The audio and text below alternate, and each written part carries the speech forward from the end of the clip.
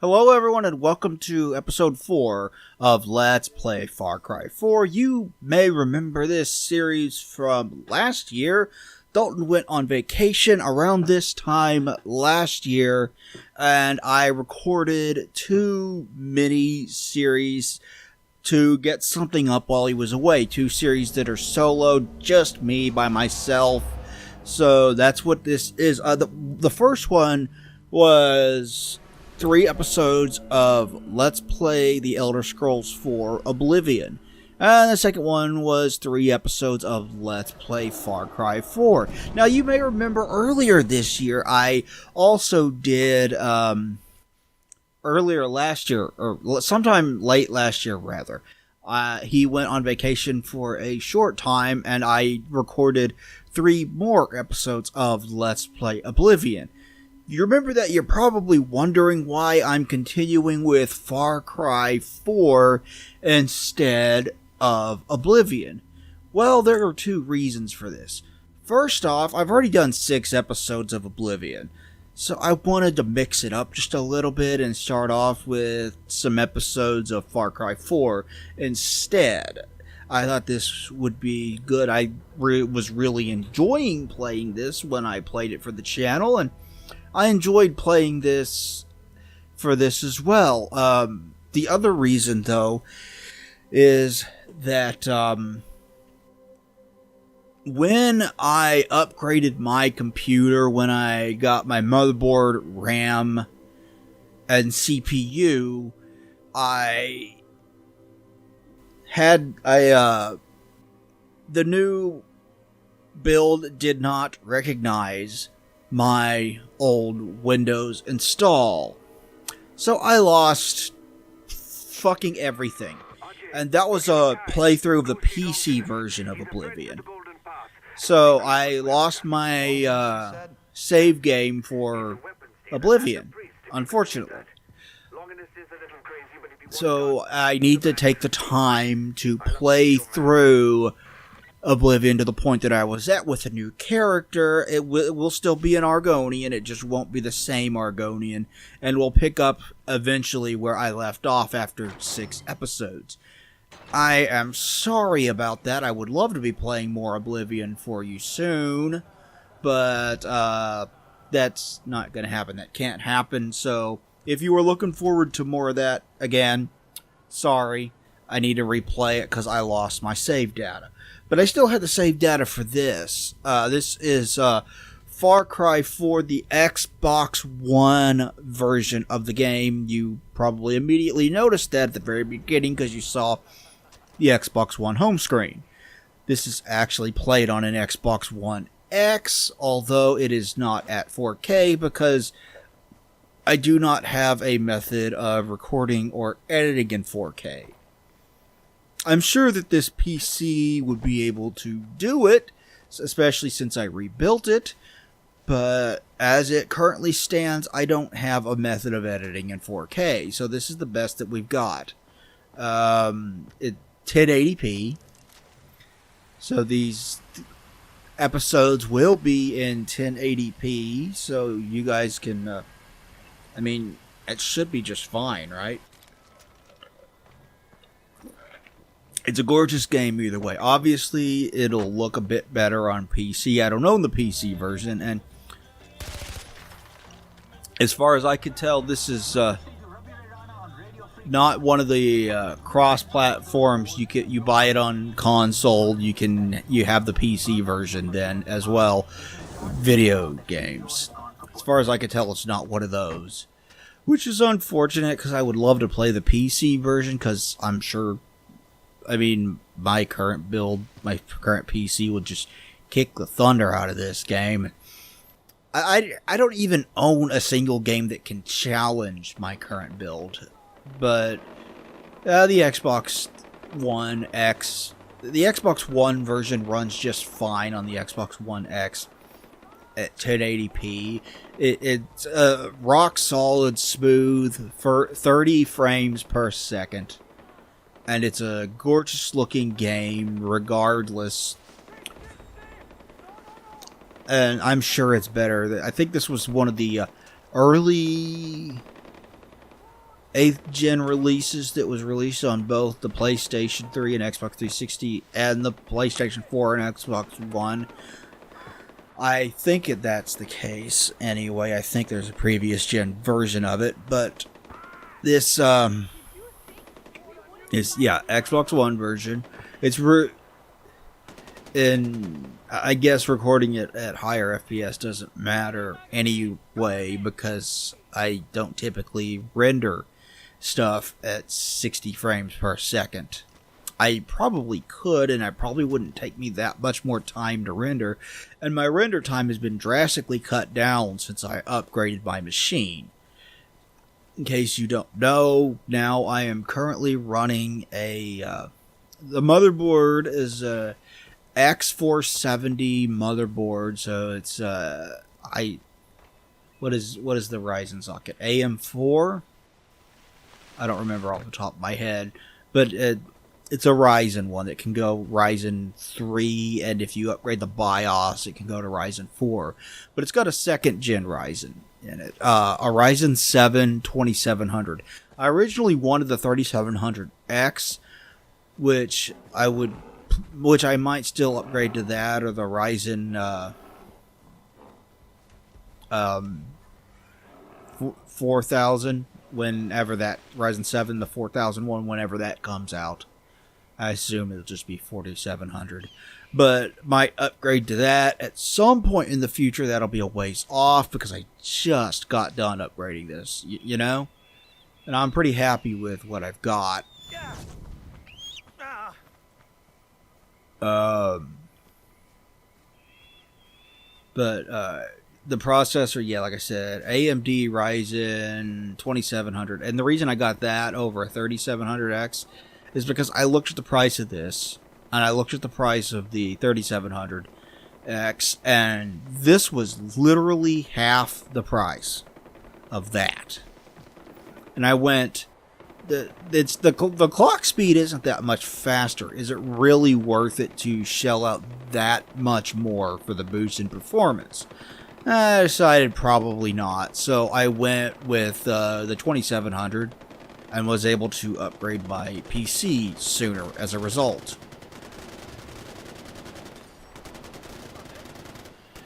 It's a lot of, and I am loving it. For RAM, I've got 32 gig of DDR4, and I found some cheap RAM that's a really good deal for DDR4 RAM. And I am upgraded that soon. I ordered the rest of the RAM that I want on Sunday. I'm recording this on Tuesday, and it should be here on Thursday. So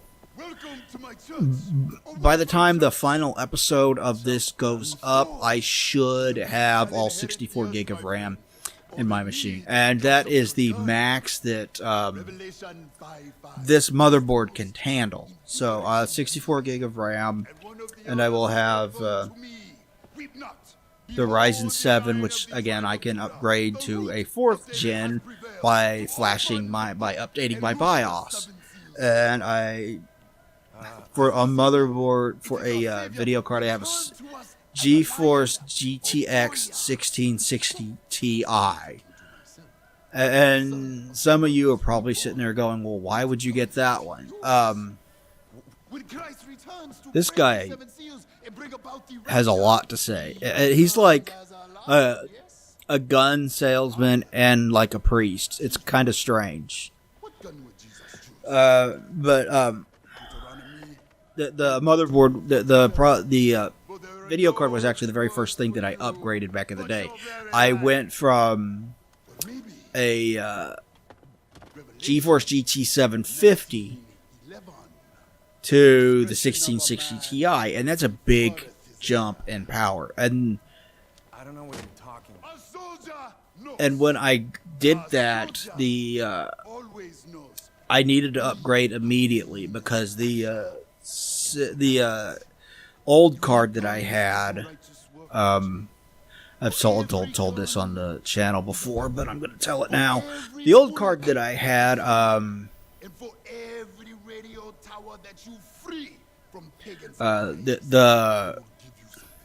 what the fuck? The will have gone. Here my mind just went blank. is for the first one. The fan blades on the fan on it all broke off. Literally every single one of them. So I have like the little centerpiece of the fan spinning with no blades attached, and I wound up having to Gospel to the whole of creation. attach a case fan to it in order to keep that going just long enough so that I could replace it. And I was looking at graphics cards that I could replace it with. I was like, I need something as soon as I can get, but I don't want something weak.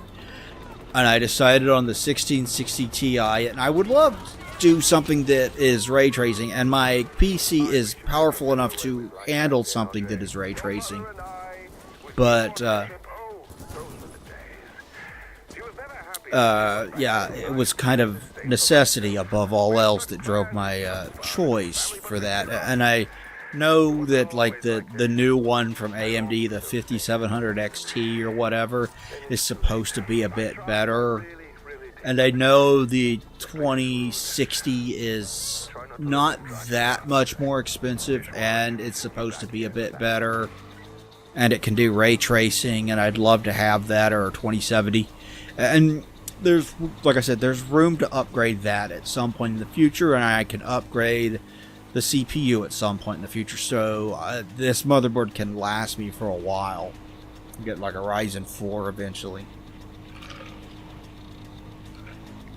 if I really want to. I took my old FX 8350, my processor before the Ryzen 7 was an FX 8350, and I took that and I used that motherboard and the RAM that was with it, that's 32 gig DDR3, and the cooler, and I stuck it in my old home theater PC to upgrade the shit out of that, because I really wasn't happy with the home theater PC as it was, and that's more power than a home theater PC really needs. But I was getting screen tearing with the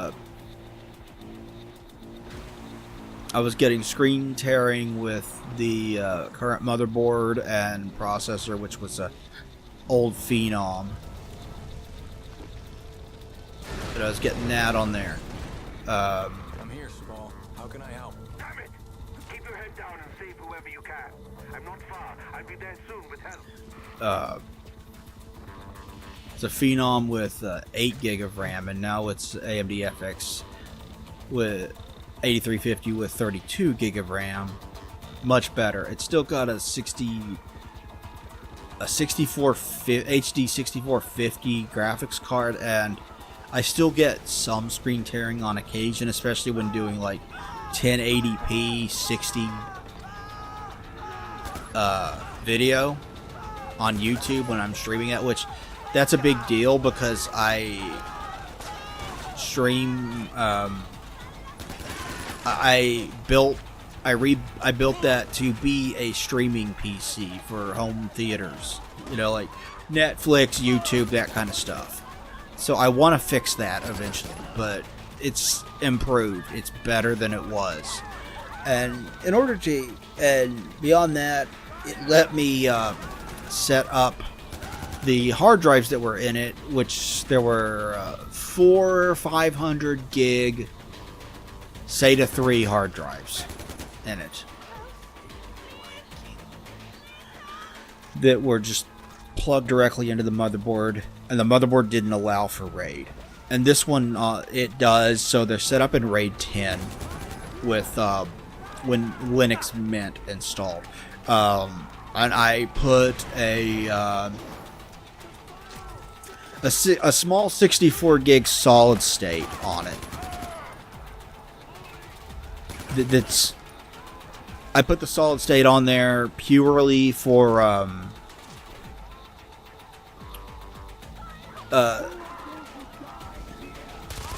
the operating system. That's about the only thing that's installed in it. Any of the other programs that I've installed on it, and the music that I loaded onto it and everything, it's all installed on on the 1 terabyte RAID 10 drive. And that'll load plenty fast for anything that I need to throw at it. I did have one other problem when I was rebuilding that machine, and I did not remember this, but the DVD burner that is in it was an old IDE, like a ribbon cable, an IDE. And I had to fix that. And I don't have a replacement right now, so I wound up going to Fry's Electronics, and for about $15, I died. For about $15, I got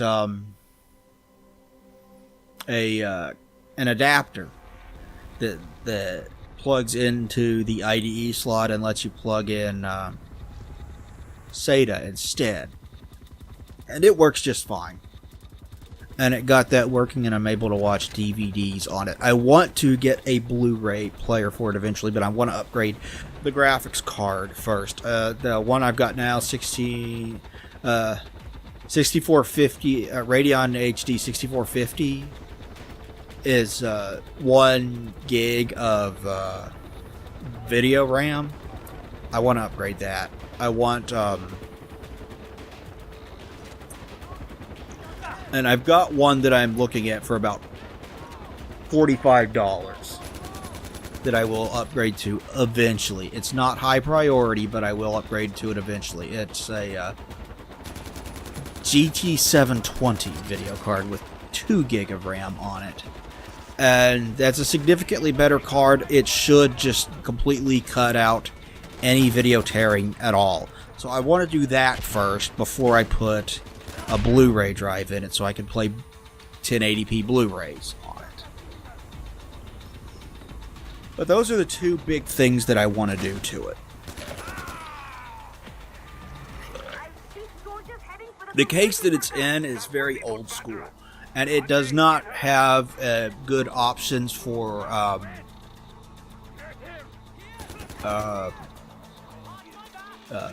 wire management.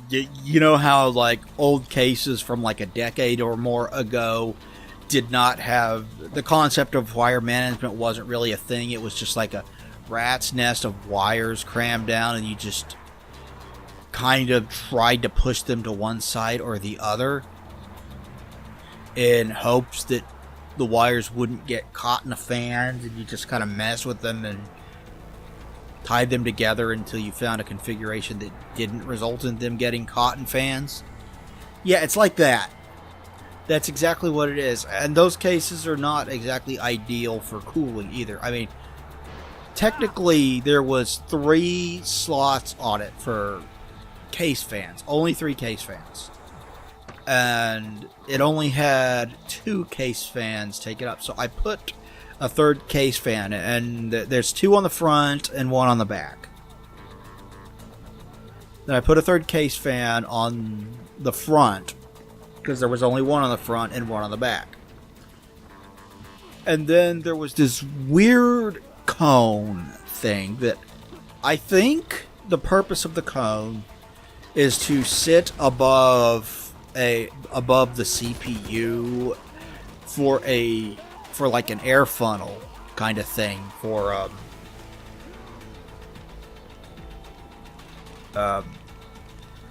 the fan on the CPU to blow straight out of the side of the case. I think that's the idea behind it, but don't quote me on that. I could be very wrong.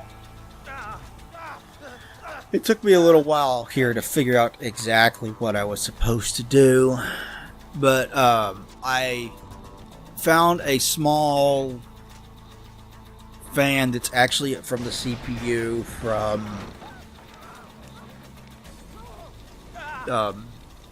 a friend of the family who gave us a bunch of old computers and said, fix up the ones that you can and don't bother with the rest. And this was one of the ones that we couldn't fix up.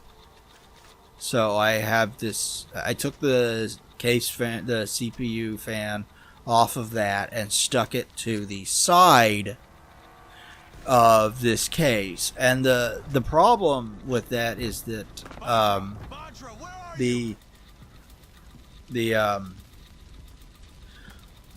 wire for it is so short that I basically have to detach the thing to pull the side panel off.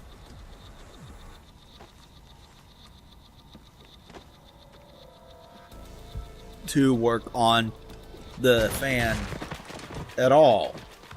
So that's kind of frustrating, but it is what it is. It works alright. I'm alright. The people need to see her. It'll comfort them.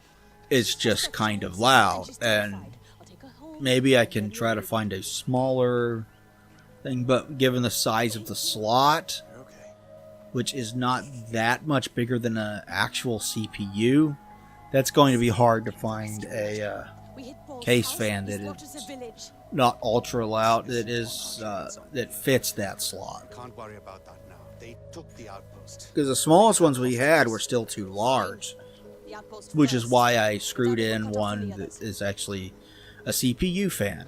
Oh, if you haven't figured it out yet, I am post-commentating this. I recorded all of this gameplay last night before I sat down and recorded part 7 of Halo 3, which I'm very nearly done with Halo 3.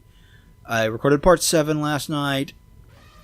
Assuming I get this done in time and get an episode of this up in time, I'm going to record part 8 tonight. But I am not looking forward to recording part 8 because the 8th level of Halo 3 is Cortana, and I should not need to tell you that that level is infamous for a fucking reason.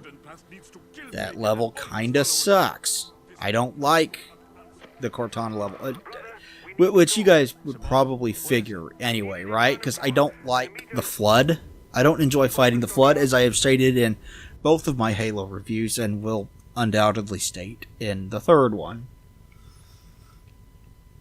And even beyond that, it's rather infamous because it doesn't have the large and open level design that Halo is known for, that Halo is at its best when it's doing. Instead, it's more confined, it's more linear.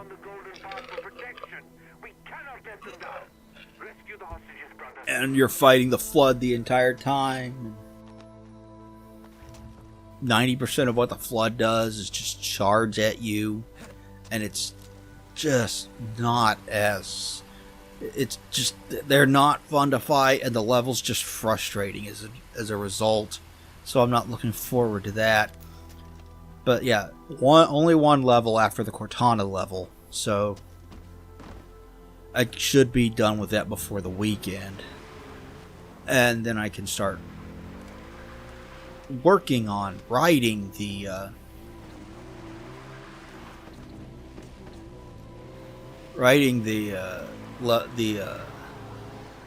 review. Download all the parts of it, watch them, take notes on them, so make sure I get the story right.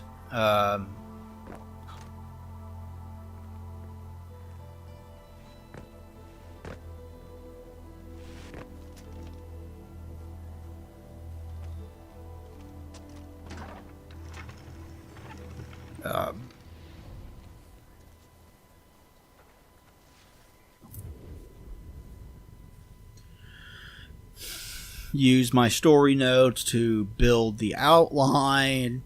Use the outline to write the script. Then I write the script and revise it and finalize it. And then I record it and edit the audio recording.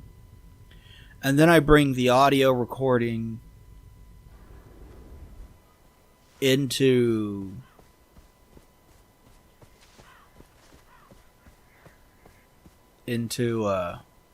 Sony Vegas and start the video editing process. And guys, a lot of work goes into those Halo reviews, so if you've been watching them, I really, really appreciate that. And it's not going to stop after Halo 3. that's the original trilogy. I could stop there, and I think people would be fine with it. But I want to do more. I want to review more Halo games because then after Halo 3, I get into ones that I enjoy more. Largely because you don't have to fight the Flood, but ODST is a very short game, but a very, very good one. I quite like both ODST and Reach, and I'm looking forward to reviewing them. Not so much the story in Reach. I think the characters are underdeveloped, and I'll talk about that more when I review it, but from a gameplay standpoint, I think it's essentially everything that was great about the first Halo, with almost nothing that wasn't great about the first Halo. And then you throw in more variety with things like dogfighting in space. And the level where you're flying the, what is it called? The Hornet or whatever. I don't remember off the top of my head. But, yeah, awesome. Awesome game. From a gameplay standpoint, I think it's the best that Bungie ever did. That's probably my second favorite in the series. And we'll get into my unpopular opinion on what the best Halo game is eventually, and you guys will hate me. Everybody else seems baffled that it's my favorite, and I'm going to explain to you why. We'll get to that, but it's gonna be a while.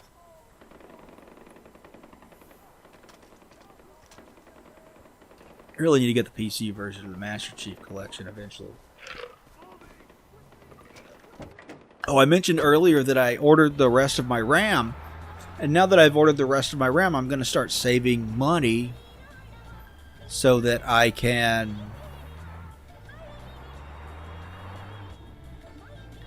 boy, these trucks do not steer particularly well. And I'm going to order the rest of my RAM. But since I've ordered the rest of my RAM, I'm going to start saving money to get art for a movie podcast that I've talked about doing with Eric, or a movie reviewing show. Think something similar to Cinemassacre's rental reviews, where we just pick a movie, we sit down, we talk about it for half an hour, and that's it. There's really nothing else to it.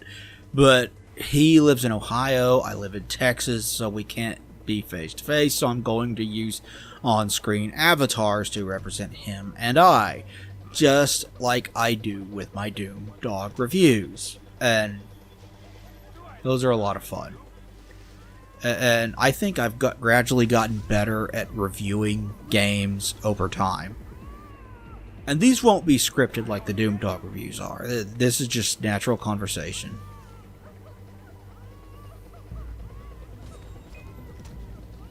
Is this the rescue operation where I get two of them, where I accidentally get two of them killed? Or is that... Okay, so there are two rescue things in this batch of gameplay that I recorded, and one of them I got a couple hostages killed, the other one I saved them all, and I don't remember which one's which.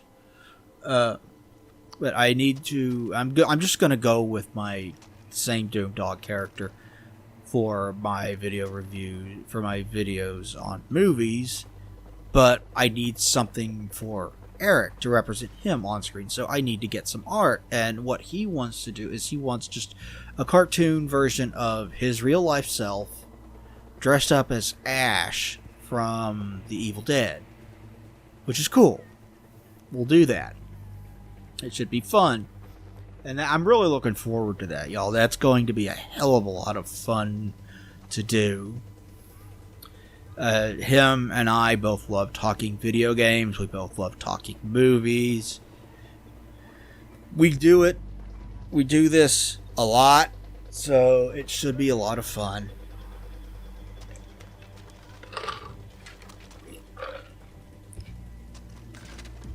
And we figured, why not just record that and make a show out of it, since we do it all the time anyway. Oh, I guess it... So I cannot promise you when this will happen, but it is going to happen sometime very, very soon. I just need to get the art for it and get it green screened like I did the Doom Dog, and then we can start working on it.